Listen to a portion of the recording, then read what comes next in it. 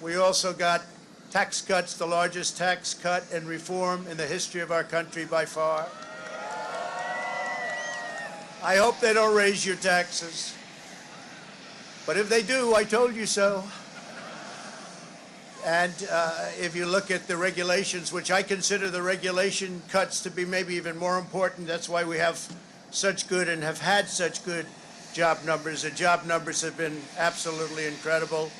When we started, had we not been hit by the pandemic, we would have had numbers that would never have been seen. Already our numbers are the best ever. If you look at what happened until February a year ago, our numbers were at a level that nobody had ever seen before. And even now, we really built it twice. We got hit. Nobody blames us for that. The whole world got hit, and then we built it again. And now the stock market is actually substantially higher than it was at its higher point prior to the pandemic. So it's really, you could say we built it twice. And you're going to see incredible numbers start coming in if everything is sort of left alone. Be careful. Very complex. Be careful. But you're going to see some incredible things happening. And remember us when you see these things happening, if you would. Remember us, because I'm looking at elements of our economy that are set to be a rocket ship up. It's a rocket ship up.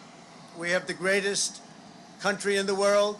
We have the greatest economy in the world. And as bad as the pandemic was, we were hit so hard, just like the entire world was hit so hard. Places that thought they got away with it didn't get away with it. They're suffering right now. We did something that is really considered a medical miracle. They're calling it a miracle, and that was the vaccine. We got the vaccine developed in 9 months instead of 9 years or 5 years or 10 years or a long time. It was supposed to take a long time, many, many years to develop a vaccine. We have 2 out.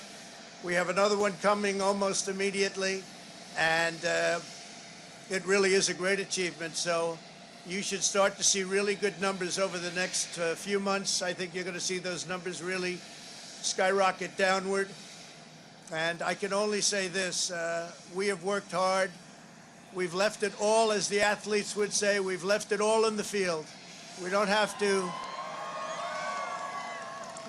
to come and say, we'll never say in a month when we're sitting in Florida, we're not going to be looking at each other and saying, you know, if we only worked a little bit harder, you can't work harder.